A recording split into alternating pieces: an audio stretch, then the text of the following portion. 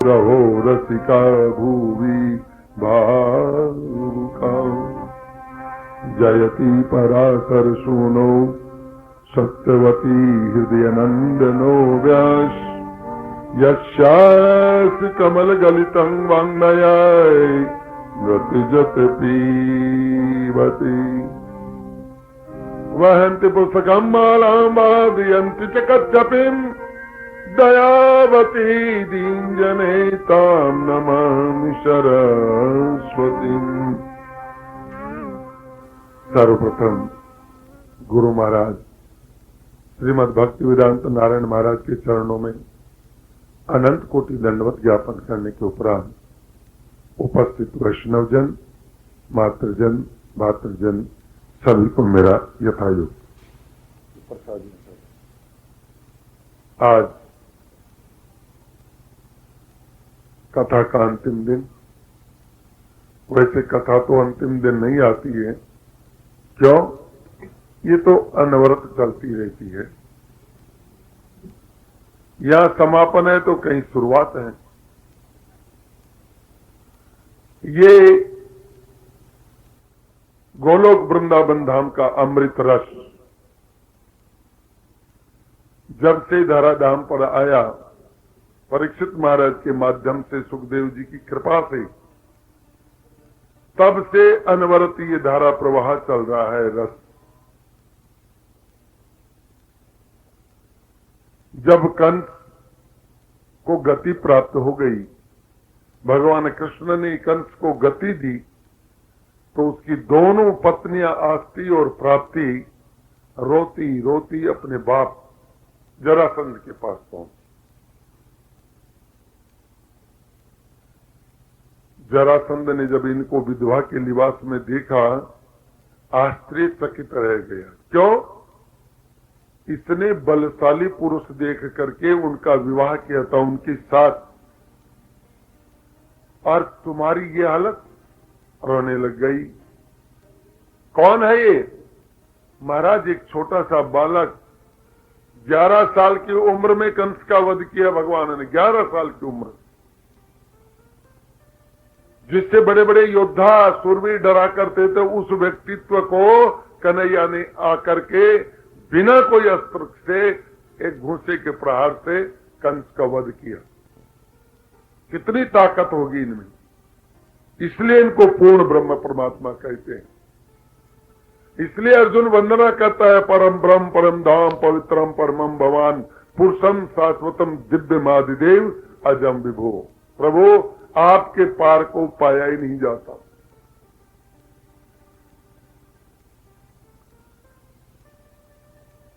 कौन है? कन्हैया नाम का एक व्यक्ति, गोपाल कहते हैं उसको, केशव कहते हैं, मुकुंद कहते हैं, आए और हमारे पति का वध कर दिया, सिंहासन के पर उग्रसेन जी को बैठा दिया। ये समाचार जब जरासंध को लगा, बस उसी समय 21 अक्षौणी सेना लेकर के चला है। अब आप देखिए, कुरुक्षेत्र के युद्ध को हम लोग कितना विशाल भयंकर मानते हैं, लेकिन ये कुरुक्षेत्र के युद्ध से भी बड़ा विशाल युद्ध था। इसमें 18 अक्षौणी सेना थी, उसमें 21 अक्षौणी सेना थी। आए और युद्ध का बिगुल बजा दिया। कहा? मथुरा में। सैनिकों ने जाकर के कहा कि महाराज, को जरासंध नाम का राजा मथुरा के ऊपर आक्रमण करके आ गया है। हमारे बलदाऊ भैया चले, कन्हैया, अक्रूर, उद्धव पूरी सेना के साथ मथुरा से बाहर ही रोक लिया।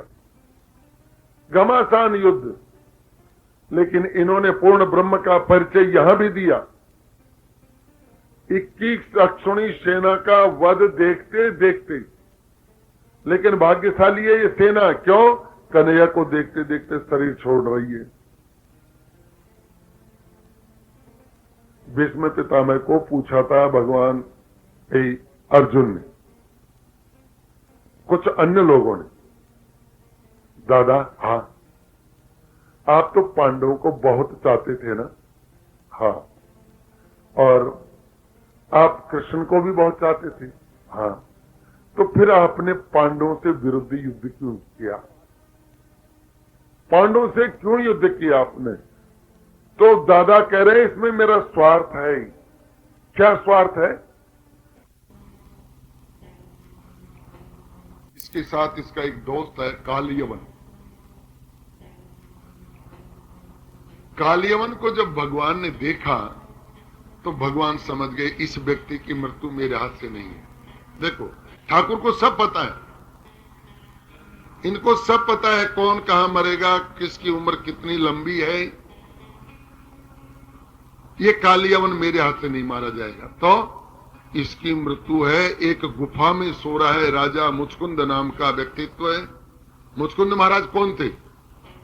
देखिए हमारे इस भारत भूमि के ऊपर कैसे कैसे योद्धा, कैसे कैसे राजा हुए।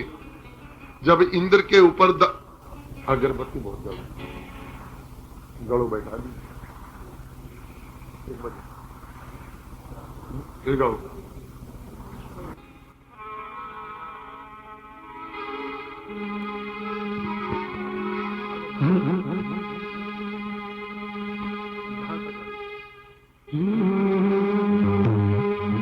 कैसे आऊं मैं श्याम तेरे ब्रज नगरी, कैसे आऊं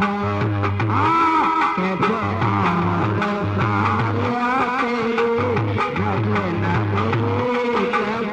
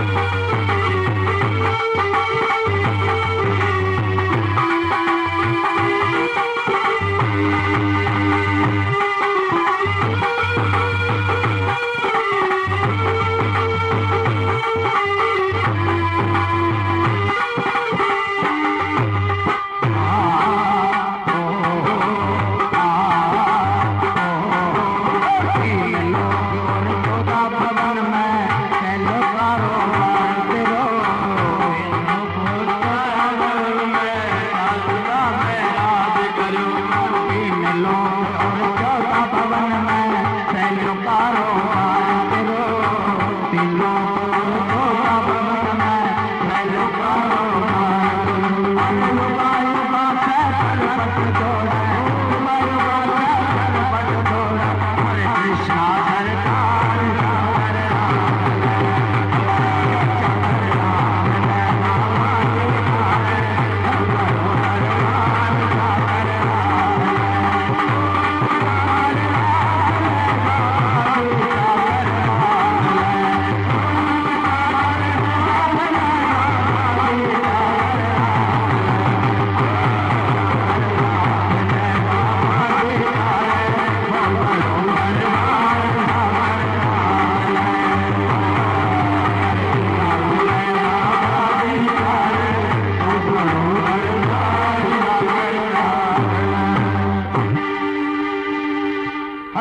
कृष्णा। जय जय श्री राम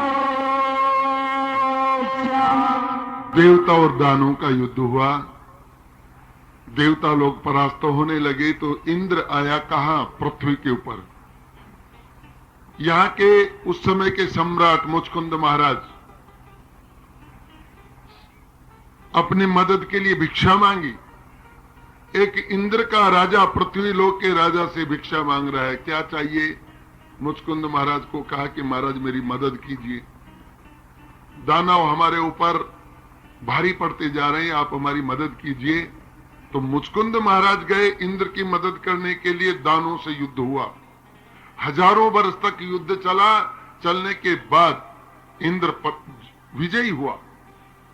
विजयी होने के बाद इंद्र ने पूछा मुचकुंद महाराज से, मांगिए, बोलो महाराज आप क्या चाहते हैं?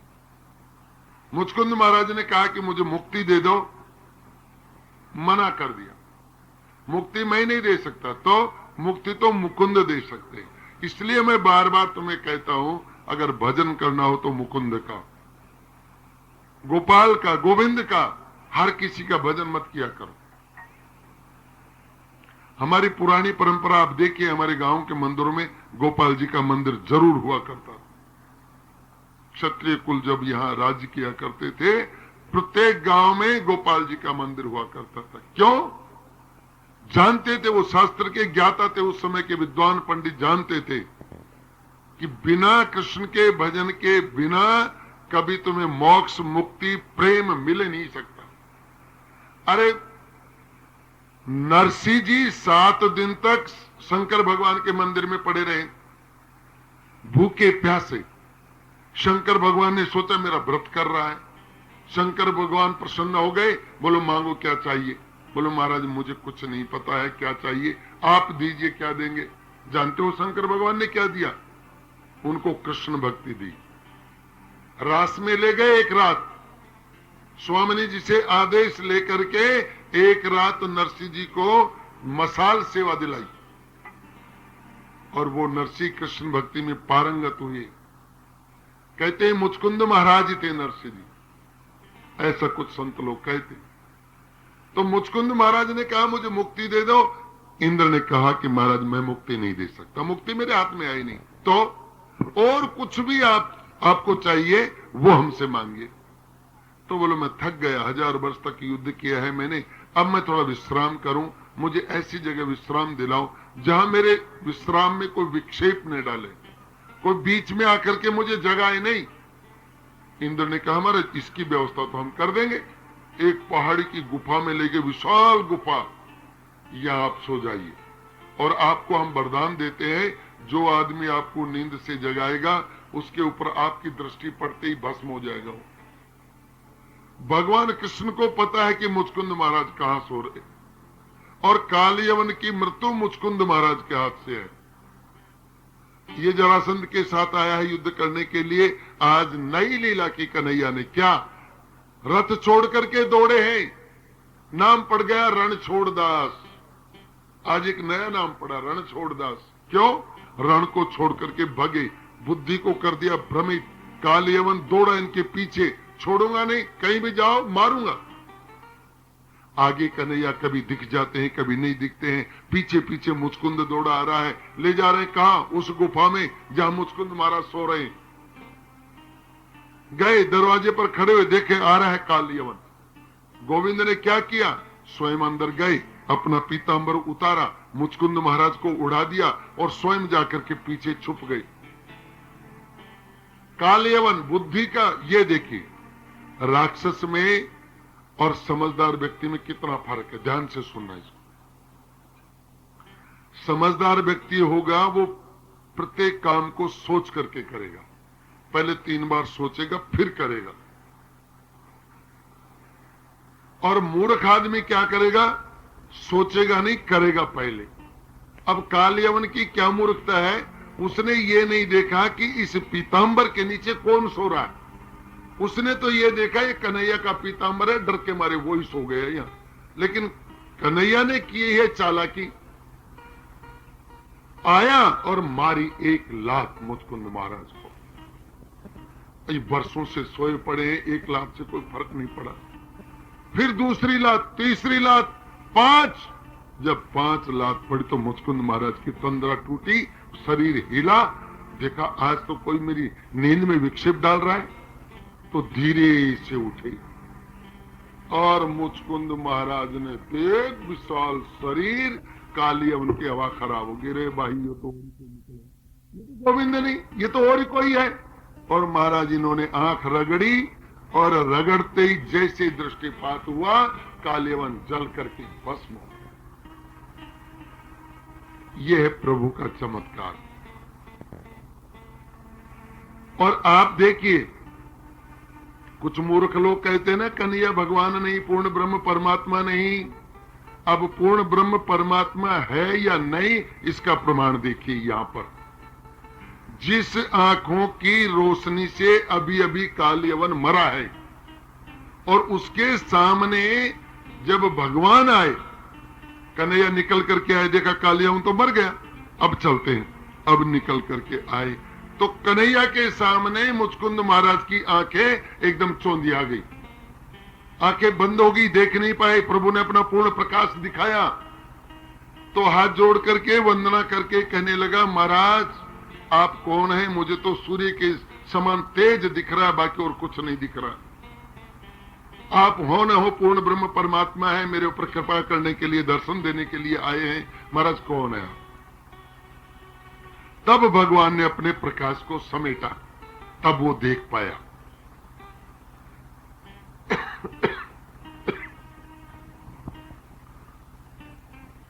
महाराज मेरे कोई पूर्व जन्मों का पुण्य उदय हुआ जो मैं इस गुफा में भी आपके दर्शन कर सका।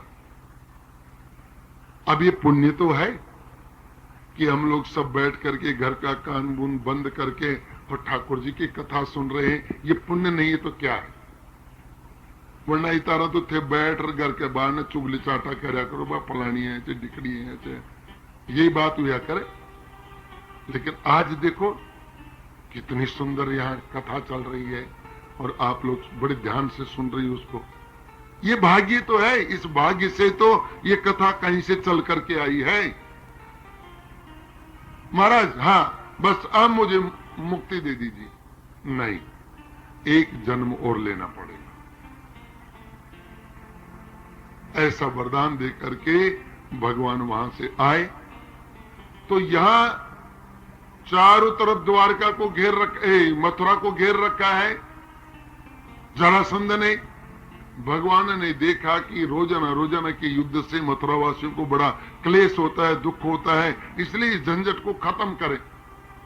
भगवान ने क्या किया, जरासंध को दिखा करके एक पहाड़ पर चढ़ गए। तो जरासंध पीछा करने लगा, उसकी सेना पीछा करने लग गई और वो पीछे पहाड़ से कूद करके चले गए। और जरासंध ने सोचा कि वो पहाड़ में छुपे हुए हैं, चारों तरफ आग लगा दी, मर गया। ऐसा सोच करके जरासंध अपनी सेना उठा करके चला गया। और भगवान ने उसी समय विश्वकर्मा को बुलाया, विश्वकर्मा को कहा कि विश्वकर्मा हाँ मेरे लिए कोई ऐसी सुंदर नगरी बना जहां पर चारों तरफ शांति हो, कोई हमला नहीं कर सके, जहां हम मथुरावासी कुछ दिन आराम से रह सके। तो ब्रजवासियों के लिए, मथुरावासियों के लिए विश्वकर्मा ने एक सुंदर नगरी बसाई। कहा? समुद्र में जाकर के। चारों तरफ समुद्र है, बीच में एक टापू है, उस टापू के ऊपर नगरी बसाई, नाम पड़ा उसका द्वारिका। और फिर एक ही रात योग माया सब लोगों को ले गई और यहां द्वारिका में बसा दिया। जब द्वारिका में ये बस गए तो इनके पास एक पाती आई, एक पत्रिका, एक चिट्ठी। कहां से आई? ये भीष्मक राजा की कन्या है रुक्मणी। रुक्मणी ने पत्र लिखा था। क्यों लिखा था? इसलिए लिखा था कि कन्हैया बड़ा दयालु है, वो सबकी रक्षा करते हैं। जो उनको एक बार पुकारता है, सुकृदेव प्रपन्नाय तवास्मित चयाचते अभयम सर्वभूतेभ्यो ददामि तद्व्रतम मम। आपने प्रतिज्ञा कर रखी है कि जो मुझे पुकारता है उसको अभय वरदान देता हूं। भक्त लोगों को कह रखा उन्होंने। भगवान कहते हैं, संत लोग कहते हैं, हरि नाम की धुनी बजे और कासर और इकतार, दामा इनके घर कहां यमदूतन की मां। जिनके घर में शाम को आरती होती है, मंगल गीत होता है, भागवत दर्शन का पाठ होता है, कृष्ण कथा होती है, उनके घर में यमदूत नहीं आ सकते। उनके घर में ये भूत प्रेत जिंद बैताल कभी नहीं घुस सकते। क्यों? यहां तो गोविंद का वास है। ललक ललक लाला भजे, रोजाना गोविंद को याद करो। ललक ललक लाला भजे, साधुन संग उम गाय। अगर साधु का संग मिल जाए फिर तो कहना ही क्या। आप कीर्तन करो और उसमें कोई संत पधार जाए, संत आकर के आपका सहयोग कर दे, कहना ही क्या। ललक ललक लाला भजे तो साधु संग उम गाय। भगवान कहते हैं, दामाता के संग फिरूं मैं आगे पीछे, कहीं तनिक काष्ट हो जाए। अस्माकं गुरुवो भक्ता भक्ता नाम गुरुवो वयम, मद भक्ता यत्र गच्छन्ति तत्र गच्छामि पार्थिव। एक बार कोई मुझे पुकारता है, अरे विद्वान के घर भगवान आ जाए, ज्ञानी के घर भगवान आ जाए, ये बात तो चलो जस्ती है, लेकिन तुम्हारे घर भगवान आ जाए, तुम पूजा पाठ नहीं जानती, तुम वंदना नहीं करना जानती, पूजा की विधि नहीं जानती, क्या तुम्हारे घर भी आ सकते हैं? संत ने पूछा। संत से पूछ रही एक मैया, बाबा हमारे घर भी आ सकते? हाँ आ सकते। किसी के आए हैं? आए हैं। किसके? राधा गुजरी के। जात से गुजरी, कोई मंत्र नहीं, कोई तंत्र नहीं, कोई विद्या नहीं, कोई शिक्षा नहीं, लेकिन एक नियम है, एक दृढ़ता है। क्या? 4 भैंस है इसकी। सत्य कहानी है ये, 45 वर्ष पहले की करौली गांव की सत्य घटना है ये। कोई बनावट नहीं, कोई छल छिद्र नहीं। जब से राधा गुजरी की सासू मरी है, तब से राधा गुजरी ने नियम लिया है, एक भैंस का दूध मदन मोहन जी के यहां चढ़ाती है। करौली में, करौली कभी जाओ तो वहां एक मदन मोहन जी का मंदिर है, ठाकुर जी का बहुत सुंदर श्री विग्रह है, और इतनी सुंदर सेवा पूजा है कि आपको बहुत अच्छा लगेगा। इस राधा गुजरी ने नियम ले रखा है, एक भैंस का दूध रोजाना चढ़ाने के लिए जाती है, और एक दिन नहीं, 21 बरस तक इसने गोविंद को दूध चढ़ाया।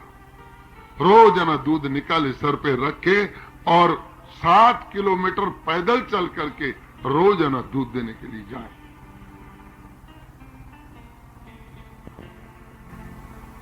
जल्दी आ गए।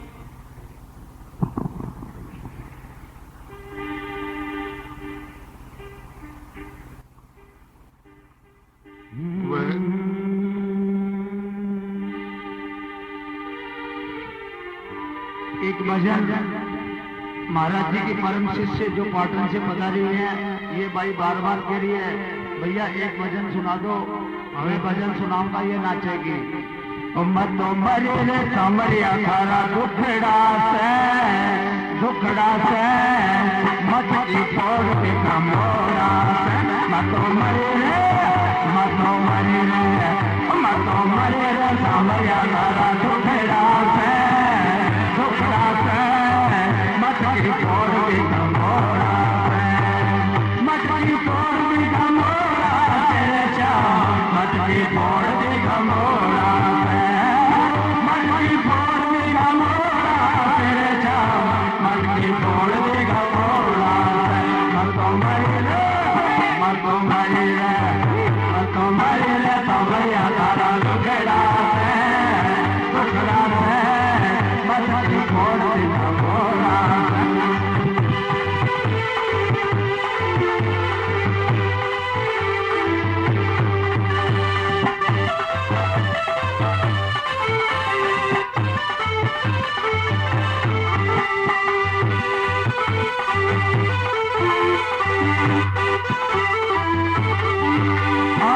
ब्रह्मा भी आवे हरे विष्णु भी आवे ब्रह्मा भी आवे हरे विष्णु भी आवे ब्रह्मा भी आवे हरे विष्णु भी आवे ब्रह्मा भी आवे हरे विष्णु भी आवे। एक बार अपने दोनों हाथ खड़े करें और आवे आवे रे पारे मटकी जोड़ा से मटकी जोड़ा से कमोरा से मत मरे रे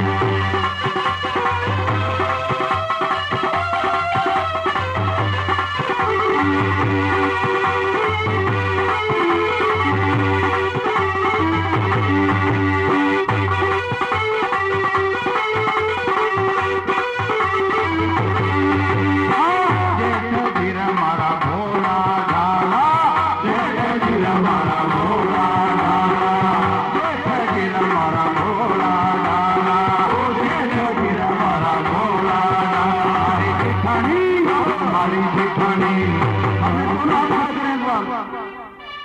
ठाकुर जी के लिए लास्ट दिन और हमारी जेठानी तो बोले चमरो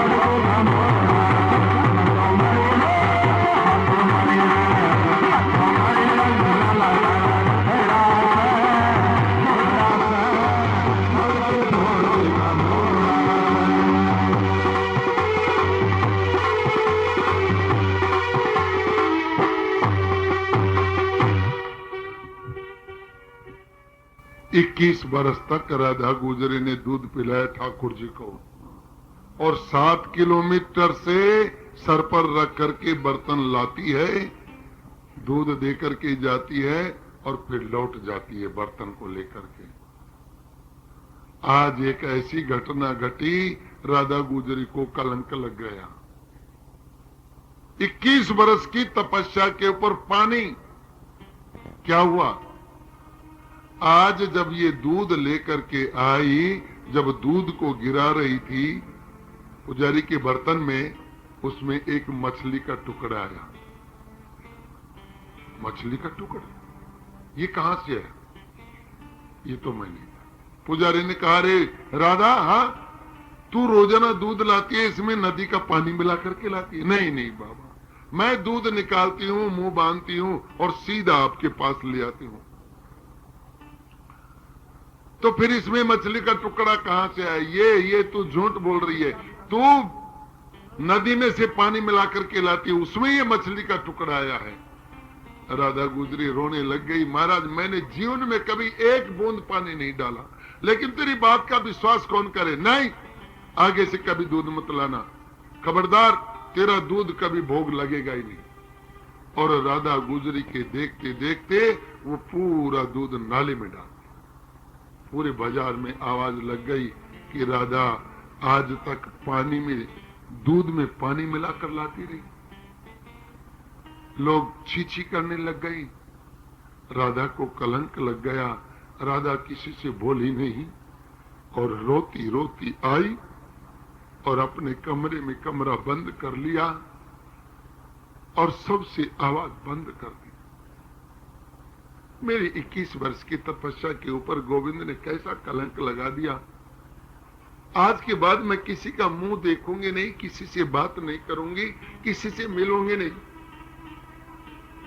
मैंने अगर एक बूंद भी पानी डाला हो तो मैं सजा भोगने के लिए तैयार हूं, लेकिन मैंने तो कभी पानी स्पर्श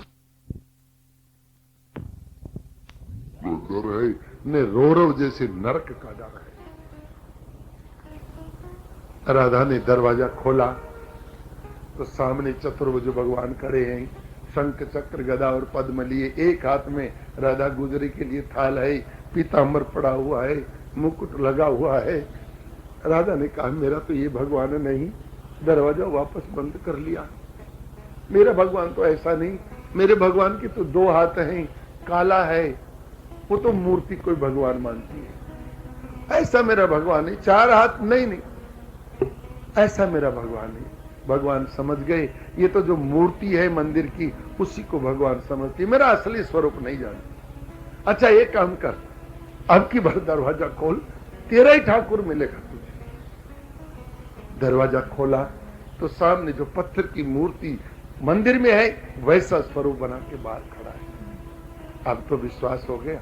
हाँ, अंदर लेकर के गई। क्या भाग्य राधा गुजरी का, स्वयं गोविंद कह रहे हैं कि ले खाना खा ले। नहीं खाऊंगी, तूने हमारा मुंह काला कर दिया। सत्य बता, मैंने उसमें पानी डाला? नहीं डाला। फिर मछली का टुकड़े कहां से आया? मैंने डाला। तुमने डाला? और मुझे बदनाम करने के लिए? हाँ, तू बदनाम नहीं, कल तेरे लोग पैर पूजेंगे, तू इतिहास में अमर हो जाएगी। रोने लग गई, चरणों में पड़ गई। क्या इतिहास में नाम अमर हो जाएगा? आज 3 दिन हो गए, मैं किसी को शकल दिखाने लायक नहीं रही। ले खाना खा। गोविंद ने स्वयं अपने हाथ से राधा गुजरी को खाना खिलाया। अगर प्रीति हो, अगर स्नेह हो, तो गोविंद हमारे घर भी आते हैं, हमें भी खाना खिलाते हैं। अनेक क्षण रुके, थोड़ी देर बाद में कहा मैं जाऊं? ये तो पागल हो गई, उन्मत्त हो गई, दीवानी, भूल गई अपना होश हवास, बस खाली देख रही। कन्हैया ने क्या किया? पूरे बर्तन यहां छोड़ दिए, अपना पीतांबर छोड़ दिया, और राधा गुजरी का जो धनक था ओढ़ने का, नीले रंग का, लाल पाड़ का, वो ले गया, ओढ़ गया। सर्दी का टाइम, मुझे ठंड लग रही है, उसको ओढ़ करके चला गया मंदिर में। प्रातःकाल पुजारियों ने जब दरवाजा खोला तो देखा, अरे ठाकुर का स्वान, अरे इसका कपड़ा तो देखो, ये कहां से लेकर के आया, किसने उड़ाया रात को? ताले तो बंद रहते हैं। इसका श्रृंगार देखो, भीड़ लग गई, पूरी करौली भीड़ लग गई। अरे ठाकुर का श्रृंगार देखो, कहां किसी गुजर के घर से कोई कपड़ा उठा लाया। हजारों हजारों लोग। तब आई है राधा गुजरी, दरवाजे से कह रही है, क्या अद्भुत दृश्य है। ओ पुजारियों, हाँ, ये रात को ठाकुर अपना पीतांबर मेरे घर में छोड़ आया, अपने पात्र मेरे घर में छोड़ आया, और मेरा कपड़ा उठा लाया। पुजारी चरणों में पड़ गए, सारा करौली चरणों, धन्य है मां, जन्म जन्म मुनि जतन कराई, अंत राम मुख आवत नहीं। और तेरे यहां गोविंद अपना पीतांबर छोड़ के आया, और तेरा कपड़ा पहन के आया, वो देख। राधा ने कहा वो ही है, लाओ मेरा कपड़ा मुझे दे दो। आज राधा को रथ में बैठाया गया, पूरी करौली में घुमाया गया, भक्त लोगों ने नगारे बजाए, रो रो करके राधा गुजरी के चरण धो दिए। ऐसा है दयालु गोविंद। इसलिए रुक्मण ने पत्र लिखा, श्याम सुंदर, हाँ, मेरा भाई रुक्मी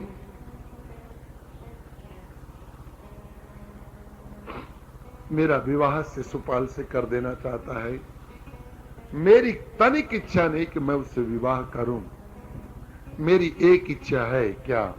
मेरा विवाह आपसे हो। अरे जब विवाह हो गया तो कन्हैया ने पूछा था रुक्मण से, अच्छा रुक्मण एक बात बताओ, तुमने तो कभी हमें देखा नहीं था, तुम्हारी हमारी कभी मुलाकात नहीं हुई, बातचीत नहीं हुई, फिर तुमने हमसे प्रेम कैसे किया? आपने हमें कैसे पहचाना, हमारे स्वभाव को कैसे पहचाना? ताऊ कथामृतम, तेरी अमृतमयी कथा सुन सुन करके मुझे ऐसा लगा ये व्यक्ति तो बहुत सुंदर है। गोपियां तेरे नाम की जब माला जपती थी, वो समाचार हमारे यहां भी आते थे। जब तू बंसी बजाया करता था, गोपियां महाराष्ट्र में पहुंचा करती थी। दशा क्या थी? गले का हार सर में लपेट रखा है, सर की जो वस्तु है वो गले में लपेट रखी है, आंखों का काजल गाल पर, होठों की लाल वस्तु आंखों में, हालत खराब, दौड़ी आ रही। क्यों? बंसी बज गई। कन्हैया को कहती हैं गोपियां, गोपियां कहती हैं कन्हैया को, हे कन्हैया, हाँ, इस गोपी तेरी बंसी को तू दिन में बजाए, रात में बजाए तो ठीक है, लेकिन सायंकाल मत बजाया कर। क्यों? तेरी बंसी सुनकर के हमारी जो सूखी लकड़ियां है ना, उनमें पानी आ जाता है, जड़ वस्तु चेतन हो जाती है, और खाना नहीं बन पाता, गीली लकड़ी से खाना नहीं बनता, हमारे बच्चे भूखे सो जाते हैं। कन्हैया ने कहा नहीं, मैं तो बंसी बजाऊंगा, मेरी बंसी है, मैं कभी भी बजाऊं। अरे मत बजा। क्यों? कल मैं मार खाते खाते बची, मेरी सास भली थी इसलिए मुझे मारा नहीं, वरना कल मुझे मारती। क्या कर दिया तूने? अरे कल मैं पानी लेने के लिए कुएं के ऊपर गई, मेरा छोटा लड़का मेरे साथ था, घड़ा ले गई पानी खींचने के लिए, रस्सी ले गई, मैं जब रस्सी का पासा बनाया तूने बंसी बजाना शुरू कर दिया, और बंसी सुन करके मैं पागल हो गई, उन्मत्त हो गई, और घड़े के गले में ने डाल करके मैं मेरा छोरा का गला में गाल दियो पासो। वो तो बगल वाली सखी ने मुझे कहा रे पागल हो गई, ये क्या कर रही है। इसलिए कन्हैया बंसी मत बजाया कर। दूसरी कह रही है बहन तू सच कह रही है। क्यों? कल मैंने भी ऐसा ही किया। क्या किया? कल हमारे यहाँ रिश्तेदार आए थे, मैं उनको खाना खिला रही थी, सास ने कहा थोड़ा अचार डाल दे। मैंने ऊपर से अचार उतारा, टांड से अचार उतारा, अचार डाल भी दिया, लेकिन फिर इसकी बंसी सुन करके मैं होश खो बैठी और मर्तबान की जगह अपने लड़के को ऊपर रख दिया मैंने। बंसी मत बजाया कर तू। ये कन्हैया की बंसी की ये कथा सही में पूछे तो ये 2-4 महीने की होनी चाहिए या साल भर की होनी चाहिए। 7 दिन में कथा का आनंद नहीं आता। वक्ता के पूरे भाव मन के मन में रह जाते। क्यों? 7 दिन में फिर कथा को पूरी भी करनी पड़ती है। अगर पूरी नहीं करेंगे तो फिर ऐसे ऐसे लोग आए हुए बैठे हैं, बस खाली इंतजार कर रहे महाराज कब उतरे और कब गाड़ी में बैठा के ले जाए। आ गए वो अलवर वाले। आप लोगों की सेवा बहुत अच्छी लगी, आपके वचन भी अच्छे लगे कि महाराज शाम को मत जाना, लेकिन मैंने कहा था ना जो ले जाने वाले हैं वो जल्दी आ जाएंगे। देखो आ गए वो अलवर। इसलिए कथा का आनंद तो 10, 15, 20 दिन अगर कथा हो तो बड़ा आनंद आए। फिर गोपियों के भावों का पता चले, कन्हैया के भावों का पता चले, नंद बाबा के भाव, यशोदा। उद्धव दर्शन तो हम कर ही नहीं पाए इसमें। उद्धव दर्शन करेंगे तो आंसू का सैलाब बढ़ जाएगा, प्रत्येक व्यक्ति को रोना पड़ेगा। वो कथा ही ऐसी है, वो भाषा ही ऐसी है, उसमें शब्द ही ऐसी। महाराज शिशुपाल ने जब ये कहा कि मैं रुक्मण से विवाह करूं और मेरा भाई रुक्मी उसके लिए सहयोगी हो गया, तो मुझे दुनिया में चारों तरफ अंधकार नजर आने लगा। एक राक्षस मेरे साथ विवाह करे, उसके साथ दंतवक्र आएगा, जरासंध आएगा। ऐसे लोगों के तो मुझे दर्शन भी अच्छे नहीं लगते। एक ब्राह्मण के हाथ में पाती भेज रही हूं आपको, बीनती सुनिए नाथ हमार। बड़ा इतना भाव लिखा है उसमें। जानते हो मैं आपकी किस तरह से इंतजार कर रही हूं। कन्हैया को लिख रही है, अगर आप नहीं आए तो हम मर जाएंगे। क्यों? शिशुपाल के साथ विवाह करेंगे नहीं। हमने तुम्हारी कथाएं सुनी है, कथाएं सुन करके अपने मन को तुम्हारे अंदर रख दिया है। विवाह होगा तो गोपाल से, वरना दूसरे से विवाह नहीं होगा। और इंतजार कैसे कर रही हैं? शुत पक्षी जो वे बाट पंख बिन रात मात पिता की। जैसे एक छोटा बच्चा, आप देखना चिड़िया का छोटा बच्चा घोंसले में मुंह फाड़ के बैठा रहता है, जब उसकी माँ आती है तो उसी समय मुंह चोंच में चोंच डाल देती है, उसको दाना डालती है। ऐसे इंतजार कर, जैसे वो पक्षी इंतजार करा अपनी माँ। सुत पक्षी जो वे बाट पंख बिन मात पिता की, तड़प देख पे हेतु ललक है धेनु सुता की। जब प्रातःकाल हम गाय को खोल देते हैं, सायंकाल देखना 4, 4:30 बजते जब गाय का आने का समय हो जाता है, उसके थोड़ी देर पहले उसका बच्चा बोलना शुरू कर देता है। क्यों? दूध का इंतजार होता है, मेरी माँ आएगी मुझे दूध पिलाए। ऐसे तुम्हारा इंतजार कर रही हूं। विप्रदेव पहुंचे सायंकाल के समय, जाकर के रुक्मण की पत्रिका पहुंचाई। महाराज ये रुक्मण जी की पत्रिका है और उन्होंने प्रतिज्ञा की है कि मैं विवाह करूं तो गोविंद के साथ और किसी के साथ नहीं। मेरे ऊपर उन्होंने भरोसा जताया है। अब आपको ये पत्रिका पढ़ करके मेरे साथ चलना होगा और रुक्मण के साथ विवाह करना होगा। ब्राह्मण को कहा कि ब्राह्मण देव, हाँ आपको रुक्मण ने भेजा है, रुक्मण के पिताजी ने। बोलो महाराज नहीं तो उनके पिताजी ने भेजा, नहीं उनकी माँ ने भेजा, सिवाय रुक्मण के इस बात को किसी को पता ही नहीं कि हम आपको पत्र भेज रहे हैं। तो उनके पिताजी का पत्र क्यों नहीं आया? बोलो महाराज शिशुपाल ने उनको दबा रखा है। विदर्भ देश के राजा जो भीष्मक हैं, उनकी इच्छा है कि मेरी लड़की का विवाह कन्हैया से हो, लेकिन बड़ा बेटा है, उन्होंने दबा लिया है। अच्छा, एक काम करो, आप खाना खाइए, पानी पीजिए, थोड़ा विश्राम कीजिए, फिर चलते हैं। बोलो महाराज, आप मुझे दाग लगा रहे हो? देखो पहले के ब्राह्मण क्यों पूजनीय थे, ध्यान दो। ब्राह्मण ने सख्त मना कर दिया, जब तक आप वहां पहुंचेंगे नहीं द्वारिका में, तब तक मैं अन्न पानी ग्रहण नहीं करूंगा, ये मेरी प्रतिज्ञा है। मैंने रुक्मण को कहा है कि कन्हैया को लेकर के आऊंगा आऊंगा आऊंगा। आपको चलना पड़ेगा, मैं ब्राह्मण शपथ दिलाता हूं आपको।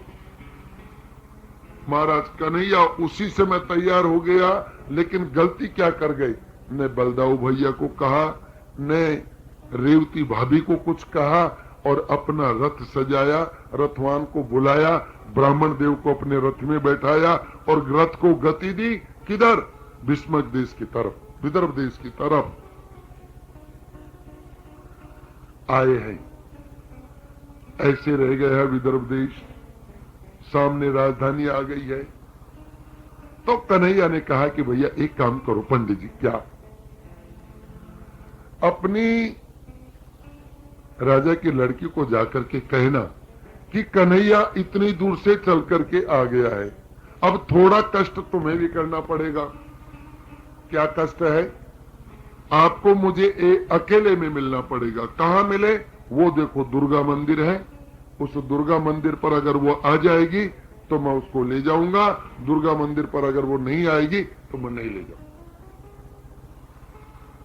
ब्राह्मण देव दौड़ करके आए, ये तो रुक्मण तो बैठी है इंतजार में। जैसे दूर से ब्राह्मण को देखा, दौड़ करके गई, चरणों में पड़ गई, पूछा विप्रदेव, हाँ मेरे स्वामी आ गए? हाँ आ तो गए, लेकिन एक समस्या है। क्या? तुम्हें किसी तरह ही दुर्गा मंदिर पर जाना होगा। अगर दुर्गा मंदिर पर नहीं जाओगे तो कन्हैया यहां नहीं आएगा। उन्होंने कहा अगर रुक्मण की इच्छा है मेरे साथ विवाह करने की, वो किसी तरह दुर्गा मंदिर पर आए। बोलो वहां तो मैं आऊंगी, वहां तो मैं जा सकती हूं। तो तुम अगर वहां जाओगी तो कन्हैया तुम्हें ले जाएगा, ये निश्चित बात है। अच्छा ठीक। दौड़ करके गई अपने पिता भीष्मक के पास, शुद्धमती बगल में बैठी हुई है, उनकी मां, और जाकर के चरण स्पर्श किया। मां, हाँ मेरी एक अभिलाषा है। क्या? कल तो मेरा विवाह हो जाएगा। हाँ, फिर मैं मेरे दुर्गा मां से कब मिल पाऊंगी? मैंने इतने वर्षों से तपस्या की है और दुर्गा मां से वंदना की थी कि मां अगर मेरा विवाह हो तो कन्हैया से।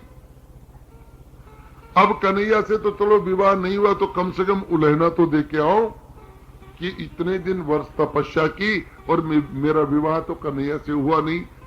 उलहना देने के लिए जाऊं, लेकिन उसकी आंखों की चमक देख करके भीष्मक राजा समझ गए कि कहीं ना कहीं कन्हैया आया है। तो वो तो चाहते थे कि गोपाल से इनका विवाह हो जाए। कहा कि जाओ, चली जाओ, दुर्गा मंदिर में जाओ, दुर्गा पूजा करके आओ, फिर वापस आ जाओ। ठीक है। लेकिन जब रुक्मी को पता चला कि मेरी बहन जा रही है दुर्गा मंदिर में, शिशुपाल को पता चला, 1000 सैनिक भेजे रक्षा में कि तुम रुक्मण की रक्षा करना, कहीं कन्हैया आकर के उनको लेकर के नहीं चला जाए। बैंड बाजों के साथ चली है रुक्मण जी, 1000 सैनिक चले हैं हथियार बंद। कन्हैया ने सोच रखा है कि युद्ध नहीं करेंगे, रक्तपात नहीं बहाएंगे, तो प्रेम से लेकर के जाएंगे रुक्मणी को। तो उन्होंने क्या कहा, योग माया को बुलाया और योग माया को बुला करके उन सैनिकों के सर पर बैठा दिया कि जाओ इनकी बुद्धि भ्रष्ट कर दो। बुद्धि बेचारी योग माया ने आकर के पकड़ लिया और देखिए रुक्मण उतर रही है और सैनिक खड़े खड़े देख रहे हैं। सामने कन्हैया खड़ा है, उसको देख करके अरे देखो कितना सुंदर लड़का है, देखो इसका मुकुट देखो कितना अच्छा है, देखो हमारी देखो राजकुमारी कैसे जा रही है, अरे कैसे रथ में चढ़ गई है देखो। अरे कन्हैया ने उसको अपने बगल में बैठा, अरे रथ चला। जब रथ दूर चला गया तब योग माया हटी, अरे मर गई। अब राजा हमें मारेगा, हमें भेजा था रक्षा करने के लिए और हम तो देखते रह गए। तो रोते धोते आए, राजा को कहा कि महाराज गजब हो गया। क्या हो गया? बोलो वो कन्हैया रुक्मण जी को ले गए। शिशुपाल दहाड़ा, रुक्मी दहाड़ा, तुम लोग क्या कर रहे थे? उसी समय सेना लोग लेकर के दौड़े और कन्हैया को घेर रहे। इनकी लाखों की सेना है और सामने कन्हैया को रोक लिया। रुक्मण तो डर गई, अब मेरे पति को कुछ होगा, ये लाखों की सेना, मेरे पति देव अकेले हैं।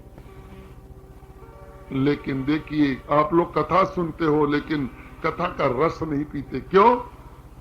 पीछे बलदाऊ भैया आ गया है। जब उसको पता चला कि कन्हैया अकेला चला गया है तो भाई के दर्द को भाई जानता है। कहीं कन्हैया को कुछ हो गया, गोपाल को कुछ हो गया तो लोग कहेंगे बलदाऊ भैया तेरे बैठे बैठे तेरे भाई को कुछ हो गया। तो पूरी सेना यदुवंशियों की लेकर के आ गया। इधर जब कन्हैया ने देखा कि भैया आ गया, बस आनंद में भर गया। पकड़ा है रुक्मी को और रुक्मी के बाल काट दिए। ये दंड है। और रुक्मण को लेकर के यदुवंशी चले गए। यहां तो जीत गए लेकिन घर में आकर के हार गए। कहा? जैसे दरवाजे में घुसने लगे, रेवती खड़ी डंडा लेकर के। कौन है रेवती? बलदाऊ भैया की घर वाली भाभी है। खबरदार यहीं रुको। कन्हैया ने कहा, अरे भाभी पीछे से बड़ा युद्ध हुआ, हमारी कोई युद्ध नहीं हुआ, यहां खड़े हो, विवाह करने गए थे। अरे भाभी से पूछा नहीं, भैया से पूछा नहीं, विवाह कर लाए। तब कन्हैया को पता चला, रही अपन को तो पूछ के जाना चाहिए था। आजकल चल गया ना ये चलन, घर का ने को पूछ कटे फेरा फारा कर भी लिया साथ। ये नए चलन है। भूल जाते अपनी पुरानी परंपरा को। हम किनके बेटे हैं, कौन हमारे माँ बाप हैं, क्या हमारा खानदान है, कोई गोतनात नहीं, कोई कुछ नहीं, बस ब्याह कर लिया। यहां रेवती शिक्षा दे रही है, तुम्हें जब जाना था तो मेरे से पूछ करके। जानते हो भाभी का कोई नियम होता है, कानून होता है। तू गया, काजल डलवा के गया? बोलो मैं तो जानू को नहीं, मेरे तो पहलो ब्याह से। लो साहब, अरे काजल डलवाती है भाभी, उसको विदा करती है, मां स्तन का पान करवाती है कि किस लिए? घोड़ी पर बैठने के बाद मां दूध क्यों पिलाती है जानती हो? कौन बेरो?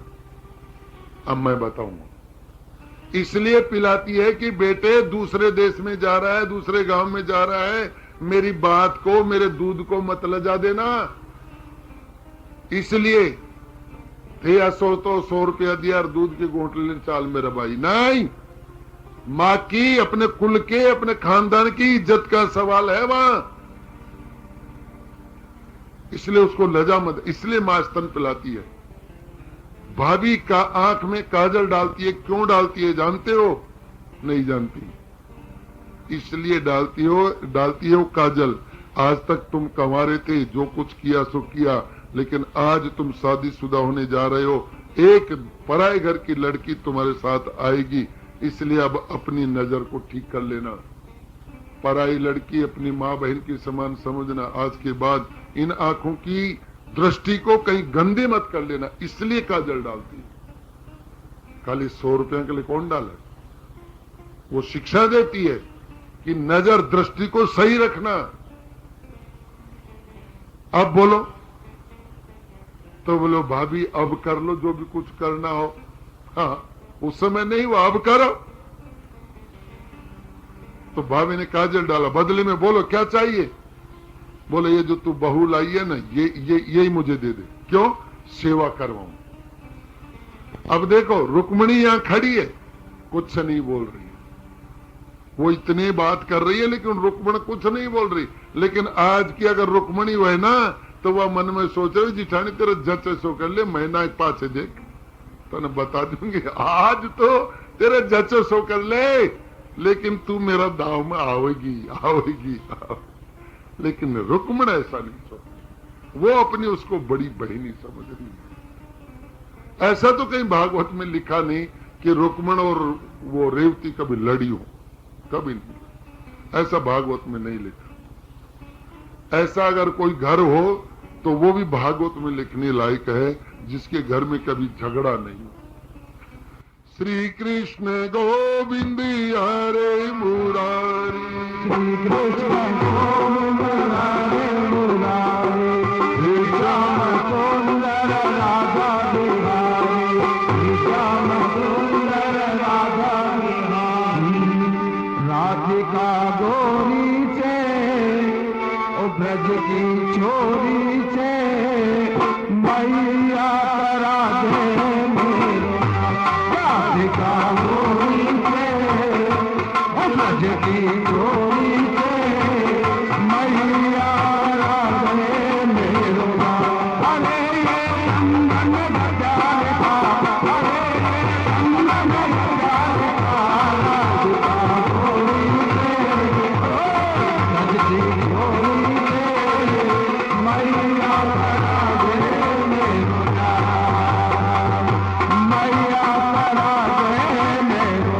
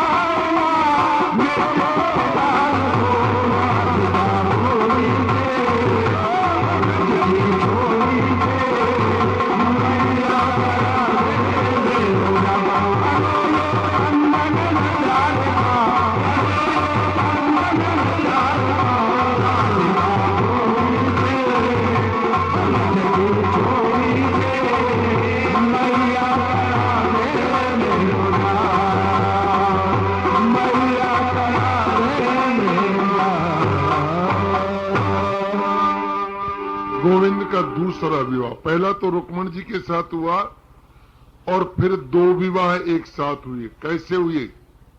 सत्राजीत